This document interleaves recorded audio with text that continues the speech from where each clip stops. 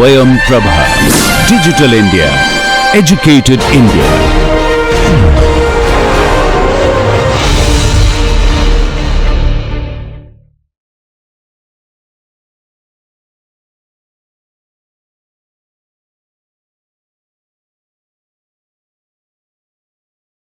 It gives me immense pleasure to introduce Professor Pandurangan Chandrasekharan, who is a skilled pioneer in his field of expertise. He obtained his PhD in Applied Maths and Computer Science from IISc Bangalore.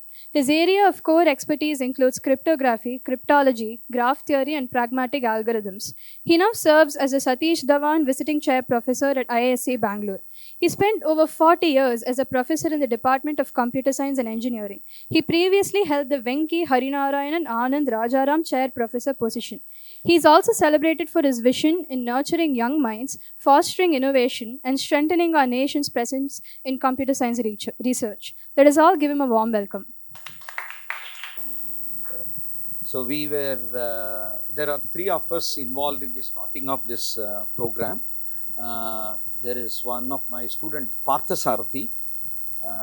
He went to US and then he had Parthasarathi, yes. He was the prime mover from US to contact Michigan, and then we had a joint publication when he was an undergrad student. So he asked me to rope in and then do. So the first program I organized, and subsequently several professors have taken care, and it's now in a great shape. So we used to even go to various schools for interview, for selecting students and all. It had gone through various formats and evolved in several ways. And now, of course, Tanjore,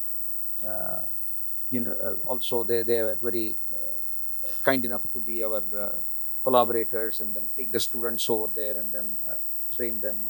Quite a bit of significant, exciting progress. Okay. So I just want you guys to simply relax, chill out. Okay. It's going to be an interactive kind of a session. Okay. So how many of you have heard about or know the word algorithm?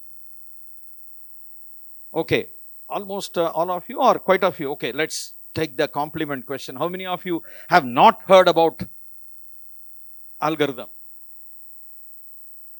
So all of you have heard about algorithm. So algorithm is the brain behind the computer program that solves a problem. So you have a problem, and in order to solve the problem, you have already done. In pen and paper, you have solved a variety of problems, constructing something. If a boy throws a stone, how high it will go, where will it land, all those kinds of problems you have solved. You have equations, you have computations, you have done everything, and then you have solved the problems, right? So that's solving the problem using mathematics. Suppose you want to solve a problem using computers. Why do we have to use it? Because not all problems are like your back of the chapter book exercises. Some of the computations will run into millions and millions of steps of computations you have to do. Humans cannot hand calculate them. So you need a tool. Computer is just a tool for solving problem. But if I want to use the tool very effectively, okay, any tool, if you do not know how to use effectively, then even if you have the tool, you will not know how to get the benefit or the mileage out of it. So computers are a great tool. It is very fast and everything. Okay. So let's say what happens for our very fast computer. Again, how many of you are familiar with determinants and computing the determinants? Determinants, most of you know. Evaluating the determinants. Okay. There seemed to be some parallel conversation going on in the end. May I request your attention here? Or you know everything of what I am going to say? If that is the case, you leave the place. Okay. It's not the physical presence that is important. It's a participation and mental presence. When somebody comes and gives a lecture, it is arrogant of you to involve in some private conversation. If you have any private conversation, go out and then do that. Don't do that in a class. It's a disrespect to the speaker. You're all educated, right? Don't you have this basic courtesy? I'm surprised. And that too, you are in some elite school and then bright kids. It's bad, really bad. Okay, so let's see what's happening for algorithm. Come back to moral sciences part is over. Okay, come back to computer science. Determinants, all of you know. Okay, how do you evaluate the determinant? If you want to evaluate the determinant as per the definition, let us expand in the first row. Okay, hide the first row and first column. You get a smaller determinant. Again, hide the second row and second column, another small determinant. In this way, how many determinants of smaller size you have to evaluate? So, let us take a determinant of size n by n. So, you have n items. Hide the first row and first column, evaluate one n minus 1 by n minus 1 determinant. Yes, please. Second row and second column, another n minus 1 cross n minus 1 determinant. In this way, you have to evaluate n minus 1 order determinant. Okay? So, to evaluate this, you have to evaluate n minus 1 order determinant. How to evaluate n minus 1th order determinant? Hide the first row and first column, second row and second column. That will call for evaluation of n minus 1, n minus 2th order determinants. Put together, you have to evaluate n times n minus 1, so many n minus 2th order determinant you have to do. Now you see where the trend goes, right? You go on doing this. So you have to evaluate n times n minus 1 times 3 times so many second order determinant you have to evaluate. A second order determinant is going to look like A, B, C, D, and it is AD minus BC. That involves 2 multiplication, AD minus BC. Therefore, so many multiplications you may have to do if you want to evaluate an nth order determinant. You know what this is for. What's a nice compact way of saying? N factorial, exactly. You put n and 1 exclamation mark, you are done with it. Looks so compact and so simple, right? And let's take 20 factorial. Let's consider the calculation labor or the effort of evaluating a 20th order determinant. Here, 20 by 20 matrix, you have to compute the determinant of it. Okay? This is a toy example. In civil engineering applications and then various engineering applications, you have to evaluate 1000 by 1000 matrix and its determinant, not 20 by 20. But let us take evaluation of the 20 by 20. Just now, you have seen that it's the labor component. How many multiplications you have to do? 20 factorial multiplications you have to carry out. In order to carry out 20 factorial multiplication, use any computer that you know, your laptop, your supercomputer, or anything that you know in the world. Assume that for a moment you have the fastest computer on the world is available to you. Okay? Let's assume that it is making 10 power 8 multiplication in 1 second. 1 second. How much is this? 10 power 8. 100 million. Okay? In a second it can do so much. What do you think that how long the computer is going to take to carry out this 20 experiments later? What's your guess?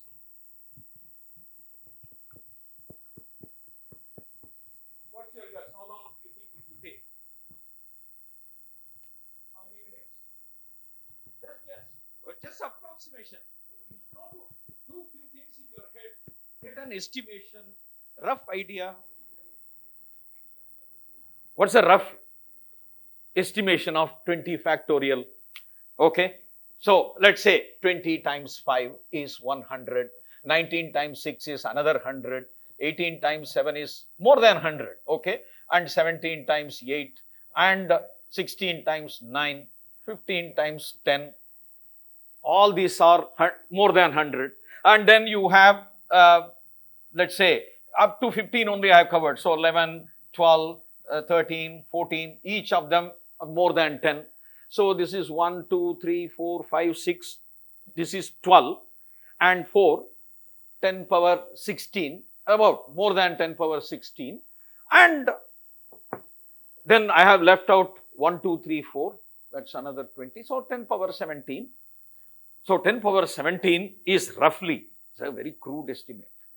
So 10 power 17 by 10 power 8 is 10 power whatever, that many seconds. So that converts into what? So let's say how many minutes, how many years?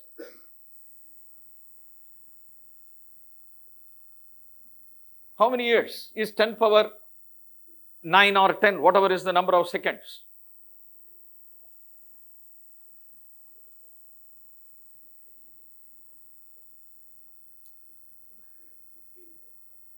Huh?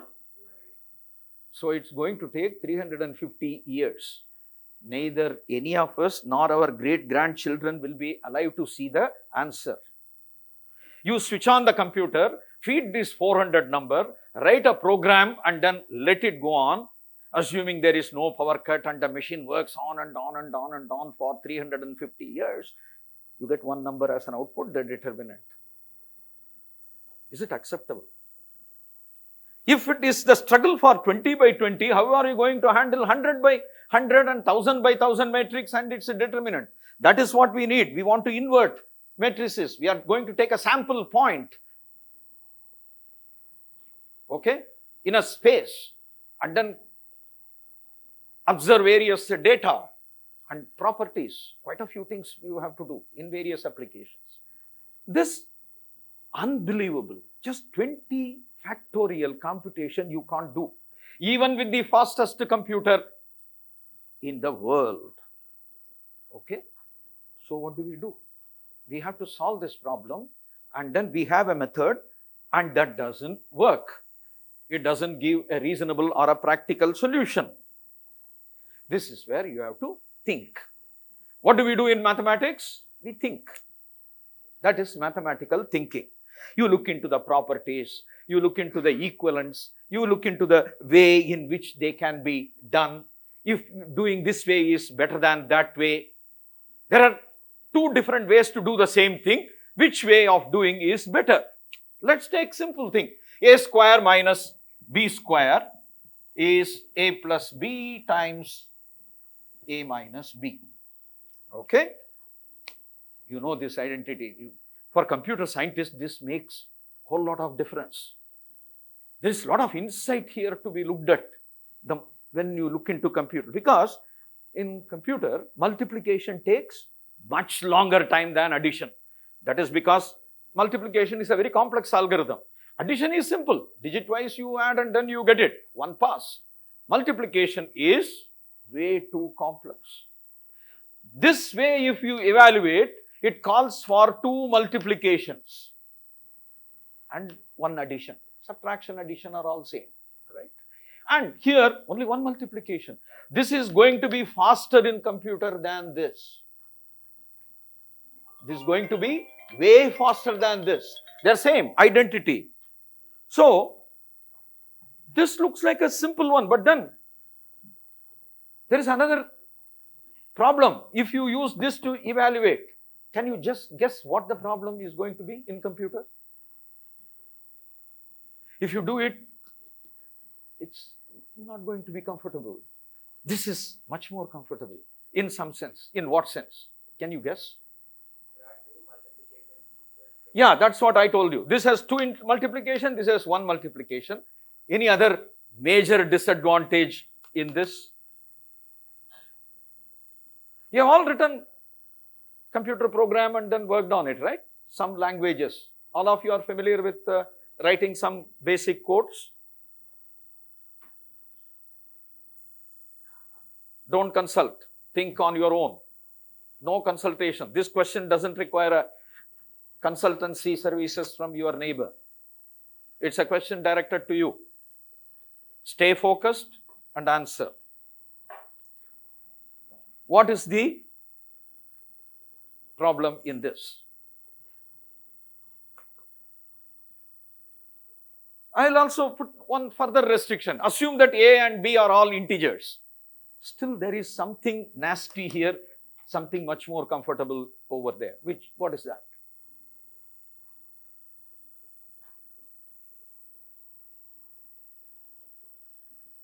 Yeah, go ahead and tell me. It's not the order. It's not about order at all. Because it is A star A minus B star B, right? Yeah, 1 second. Yeah, take his question. Yes. You are hitting the nail on the head. What's your answer? I'll come back to you. Same thing? Okay. What is that about? How many of you could follow whatever he has said? He has said something very interesting, right? You know max int, the maximum size of an integer you can represent.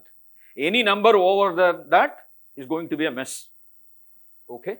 Because it overflows into the sign bit, and then you will suddenly see that after the max integer, then the next number is some negative number or something erratic can happen.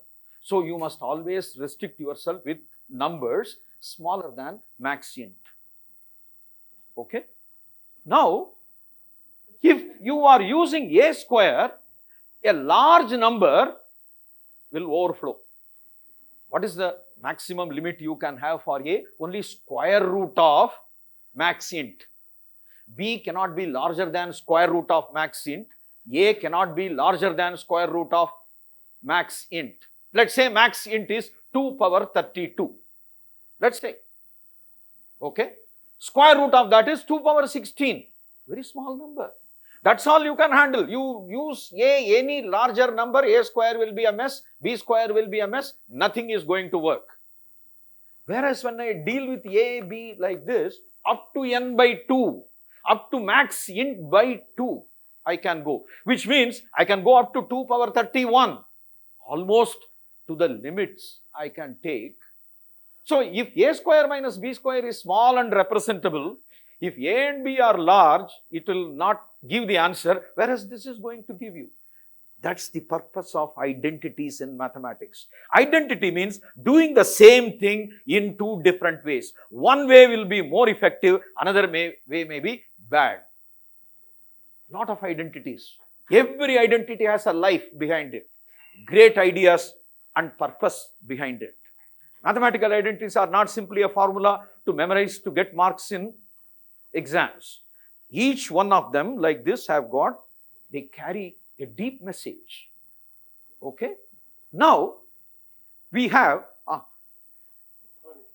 no problem. Good.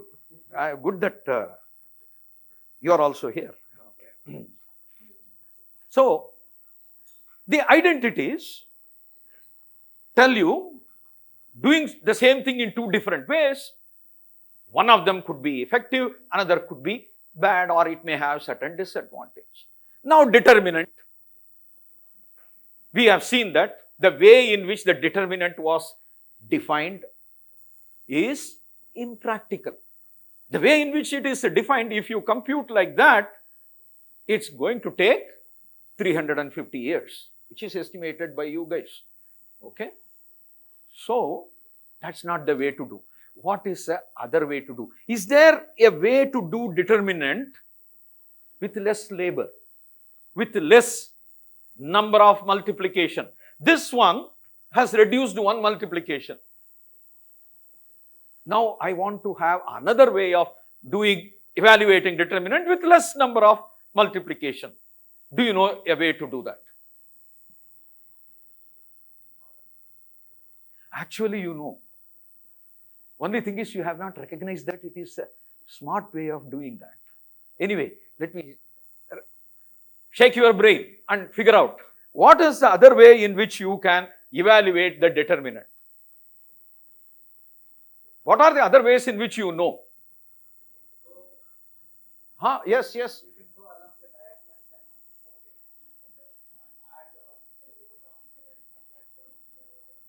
No, that will be same labor as this. Huh? Vector, no.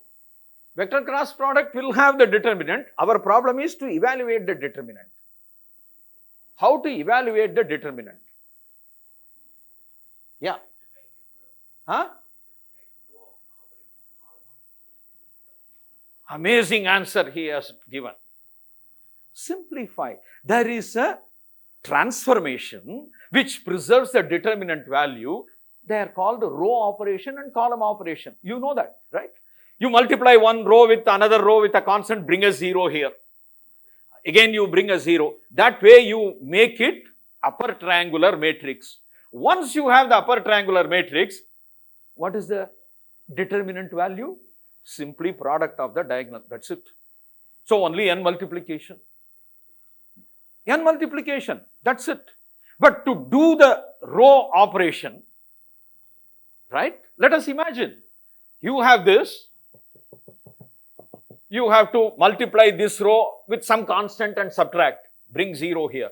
Again you have to subtract, and so that is n minus 1 times n, because all of them will be multiplied and subtracted.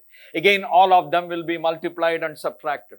Again everything. So there are n minus 1 zeros you have to bring. That is n minus 1 times n. Now again you have to bring zeros in this. That is n minus 2 times n.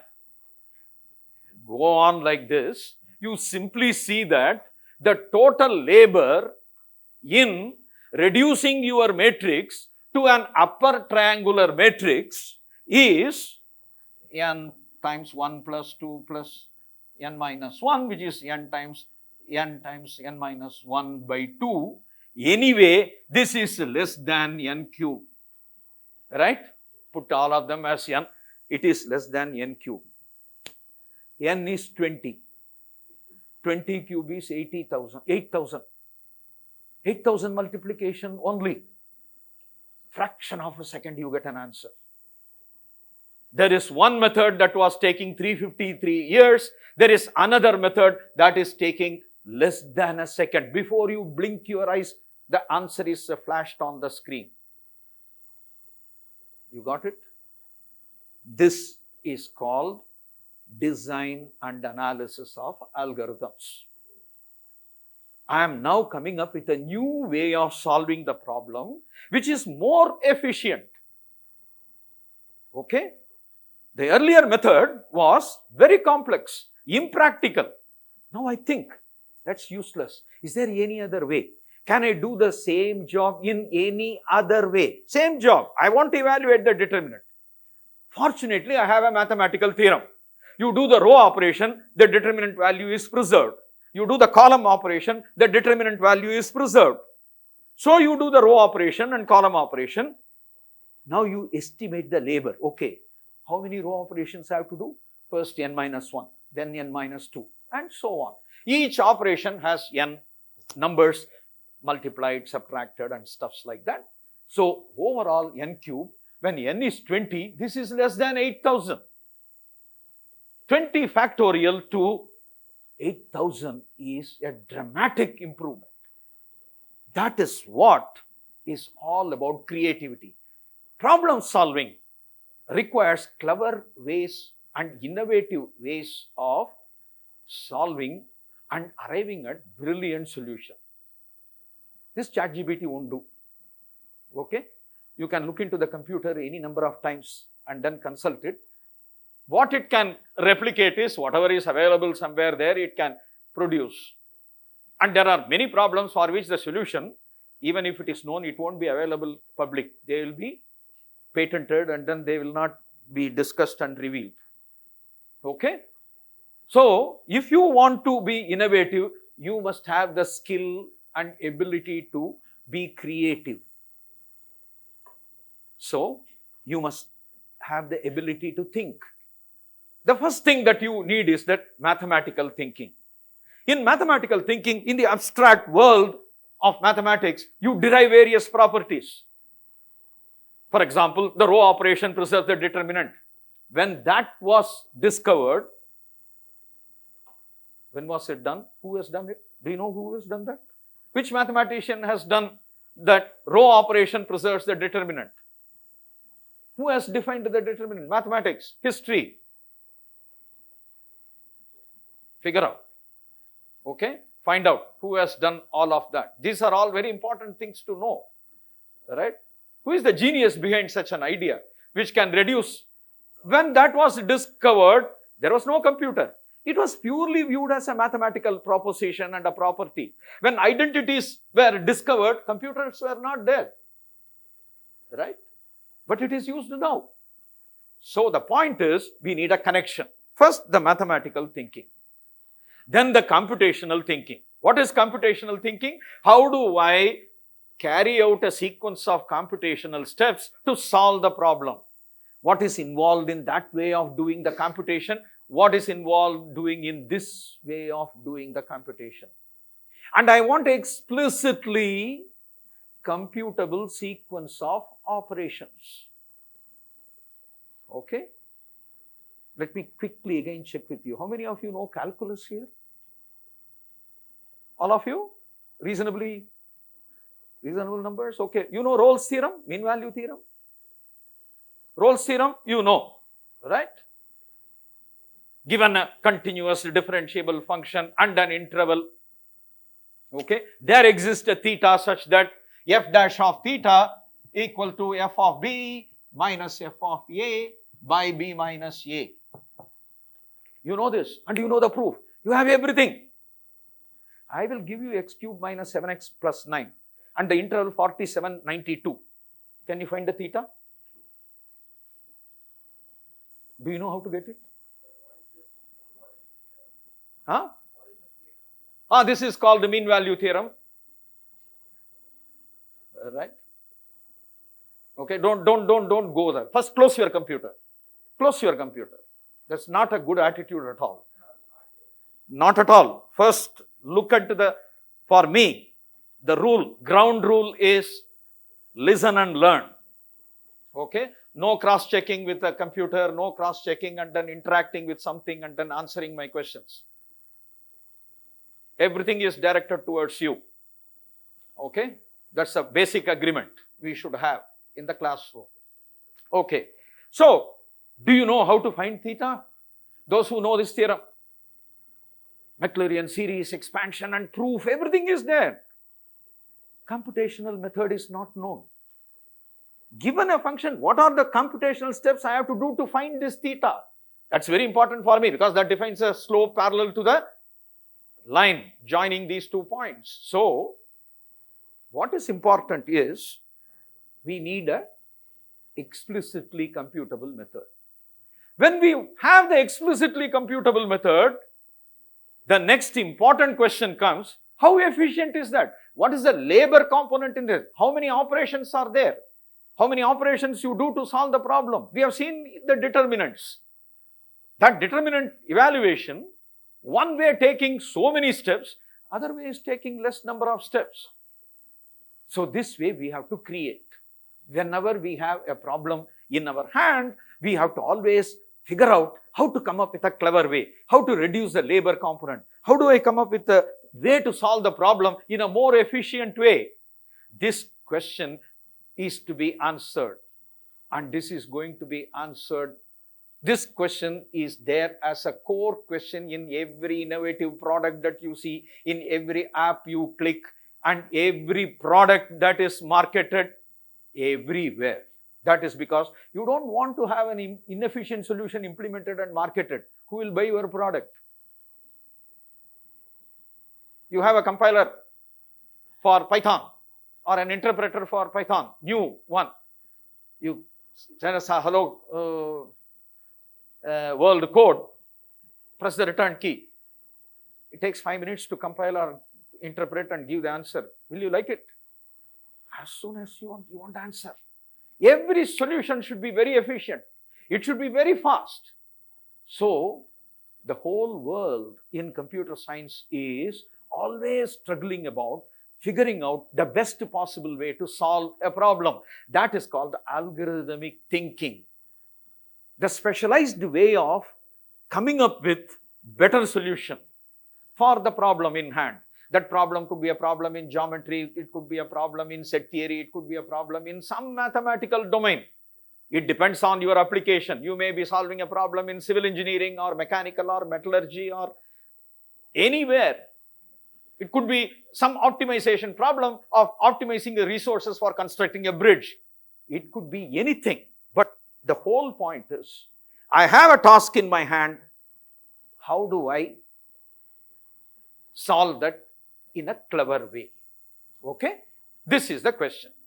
So, how do we, is there a formula for creativity? Is there a way in which can I teach you how to write poem? I can teach English. I can give examples. Creating the poem should come from within you. There is no way anyone can teach writing the poem. I can explain with Shelley and Milton and great poems and ideas. So creativity is something that you have to cultivate by learning through examples. Okay? How does an animal learn hunting? Tiger, cub, let's say. How does it learn hunting? Is there a course? RSIC course on hunting. Is it attending anything like that? Or JEE entrance test? No. First few weeks, mother and uncle, they will hunt and then feed. What does the cub do? They observe. They observe how they hide. The mother is hiding here and somebody is hiding there and this there, and then they pounce and then they kill the prey. After 6 weeks or 8 weeks, the kids are abandoned. The mother is not going to feed anymore. It's hungry. Now it has to hunt on, solve the problem on its own. Otherwise, it is going to die. That's it. Straight. So it recalls. How did the problem is solved? What was the strategy? Everything. So it matches the pattern, thinks about it, and the pattern may not immediately apply. It will hide behind a bush. No animal may come. Okay, hiding behind the bush is a strategy, but we have to figure out which bush I have to hide. Otherwise, if pointlessly, if I hide behind some bush, I may not get any prey. So, it learns. Same way. We may give some example, but those same examples are not the same way you are going to solve all problems on earth. You have to be innovative, creative, and that's how the whole world expands.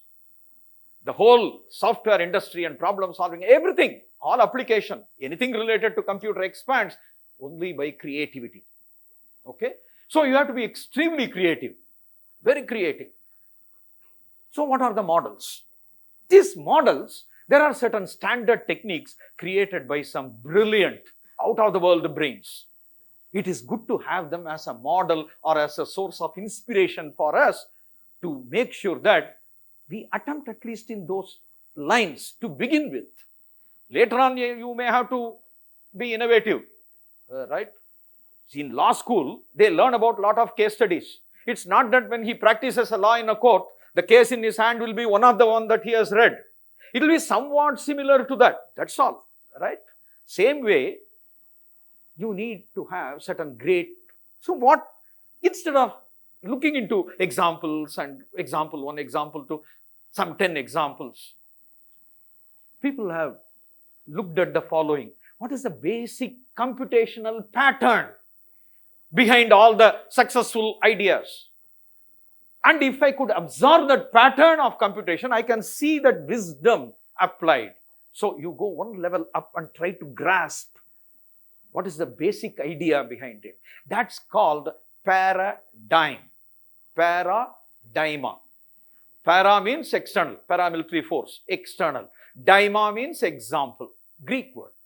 Paradigm means a pattern displayed outside. So when you go to cloth shop, you see a doll adorned with the latest arrival of salwar kameez and other things. That is paradigm. Okay? That's what is paradigm. But we are using in scientific community, paradigm is a pattern. In sociology, paradigm shift means the whole society takes a different view altogether. That's called the paradigm shift. For example, 150, 200 years back, sati, when the husband dies, the wife also falling into the fire, considered as a great holy thing. People like, what is this stupid thing there? Everybody has got their own life. If somebody has died, that's okay. His life is over. The lady has to live on in her own terms and so on. Then the sati practice was banned, and then now nobody considers that as a holy act. If anybody does it, they will call it as a stupid act. No. There is a paradigm shift, right? So paradigm means a pattern of thought or pattern of computation in our case. Here is one paradigm, a pattern of computation I am going to tell you, okay?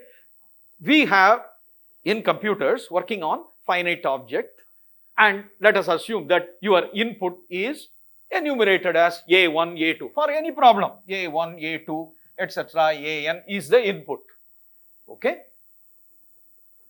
First solve the problem for A1 only. It's very simple. It's a small input, solve directly. Okay, that is called the partial solution 1. This is the solution for A1. Directly solve. Then you bring in A2 into consideration, extend the partial solution to PS2, which is the solution for A1 and A2. So you go from PS1 to PS2, partial solution. Then you bring in A3 into consideration and extend it to PS3, which is solution for A1, A2 and A3. So you do this n times or n minus 1 times, you are getting the solution for A1 to AN. That's what you want. Output it. So here is an iterative algorithm. You can use a for loop. Okay? Very simple for loop or while loop you can use. It's a plan. Okay? This is just a plan. Very general pattern of computation. This is called incremental design. Incremental design means solve the problem in small portions, little by little, and take little more at every stage. So it's an iterative algorithm. Every stage you take something more and solve it. Eventually you would have accounted for the whole input and problem is solved. What a nice way and elegant way to design a solution, a computational process. And this is a paradigm, a general pattern of computation. This is called the incremental design. Beautiful method. How many problems you have solved using this incremental design? Again, shake your brain and tell me, you have used it. You have solved it. All of you. If you have written computer program, you have used it. Except that you have not realized that it is an incremental design. I'll give a minute to you. Think. Go deeply into your head and then see which one is following this pattern of computation. Which algorithm or a program or a code, whatever you have written, follows this pattern of computation. The question is, which problem you have solved using this pattern of computation? Here I have suggested a pattern of computation. Okay, you have lot of inputs. Start some small portion of an input. Okay, solve the problem on that part. Then consider some more portion of an input and extend the partial solution. I call it partial solution because it is not the full solution. It's not the output for the entire input. It's only for a part of it. So in this way, part by part you have done, and then you have finally solved for the whole problem. Which one you have done like this? Yes. Huh? It is not recursion. Recursion doesn't work this way. Right? Recursion doesn't increment. It actually, you have done recursion using GCD. Right? Do you see this pattern in GCD? The question is, in this pattern, which one you have done? Okay? So remember, nice stories are there in Mahabharata. Right? Why Arjuna was considered as the best archer in the world. Duryodhana disputed that claim. Right? I am also equally meritorious, and why Mr. Drona, you are calling him. Okay, he took all of them and done this. Okay, are you able to see a parrot there? Yes. there are 2 mangoes nearby. Are you able to see that? Yes. And in the branch, there are 3 branches emanating that. Are you able to see that? Yes. Duryodhana was saying yes to everything. Arjuna was called. Your mission is to aim at the parrot. Are you able to see the parrot? He said yes. Are you able to see the mangoes? No. Branches? No. Nothing. Focus on that. So the question here is, focus on this pattern of computation. What is that you have done in this way? So you must remain focused on this pattern of computation. What method or program you have written with this? All of you have done this. Huh? Factorial computation. Is it not the way you have done that? Start from 1, then multiply by 2, you get factorial 2, multiply by 3, you get factorial 3. That way, it is an incremental one. So, a for loop builds factorial n in n stages. Anything else? Fibonacci sequence, that is another one. You have written a program to compute Fibonacci numbers. Good. Anything else? How did you find the maximum of n numbers? How did you find the maximum of n numbers?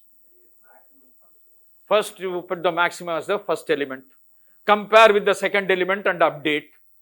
So, what do you have now? Maximum of the 2 elements. Then bring in the third element, compare and update. You now have the maximum of 3 elements. Bring the fourth element, compare and update. You have the maximum of 4 elements. You do n minus 1 times. So, this is what is known as walking through the wood without seeing the trees. That is an incremental design. But we did not see that as an idea. It's a brilliant idea.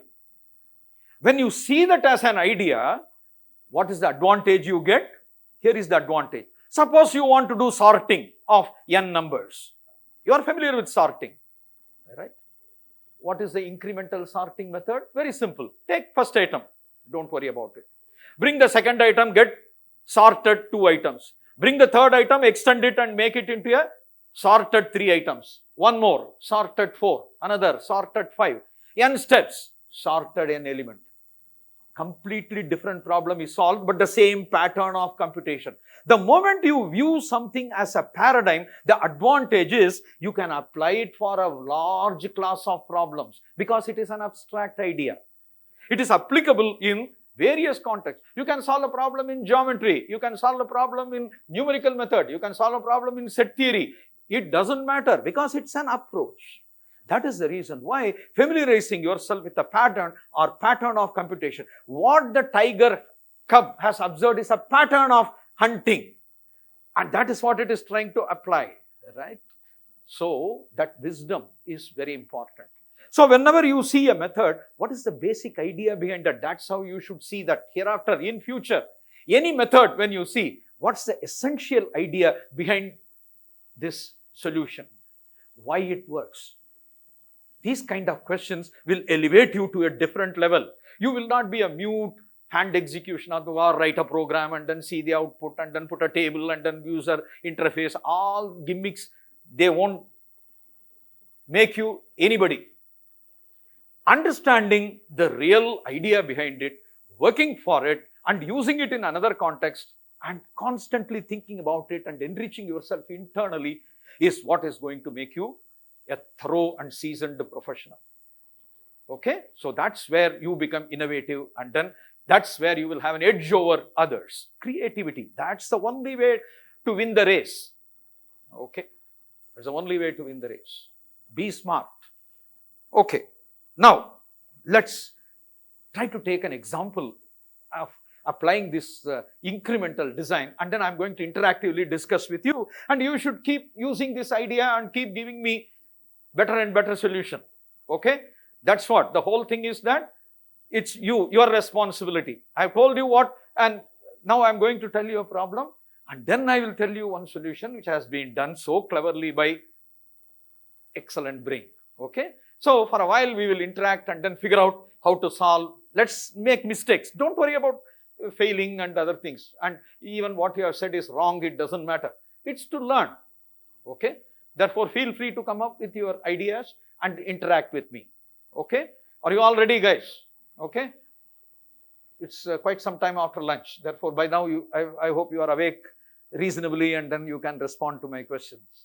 All right. So, let's go for this example. A beautiful and simple example. I'll give it in the form of a puzzle so that you understand that very easily.